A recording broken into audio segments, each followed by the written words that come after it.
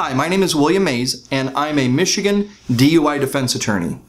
The other day, I was reading one of my competitors' websites, and just to see what was on there, and this attorney was recommending that a motorist who stopped on suspicion of drinking too much should take the PBT. And I was surprised to actually see that. I'll let you make your own decision, but let me tell you what the penalties for a PBT refusal are. If the officer can establish in court, later on down the road, that he or she had quote-unquote reasonable grounds to demand that you take a PBT, then you're liable for a civil infraction fine of $100 to $200. There's no points affiliated with a PBT refusal, and it doesn't abstract your driving record. And there's certainly no suspension, okay? There's a lot of confusion over where and when a motorist faces a suspension, but you can't be suspended for refusing the roadside breath test. Now, if you're arrested and you're taken back to the police station, then the officer will read you what are known as chemical test rights.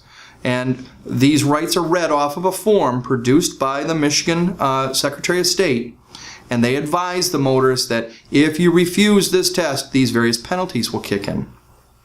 That's a different type of breath test. And it might also be a blood test or a urine test, but that is after you've been arrested, after the officer announces the arrest. A PBT, on the other hand, is used under Michigan law to make an arrest determination.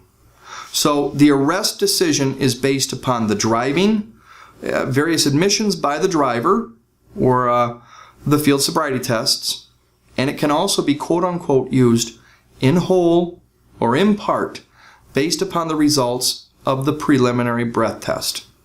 This means that if the officer doesn't suspect that you've drank too much, ran you through field sobriety tests, and you've passed all of these tests, then taking the PBT and you blow over, you'll be arrested.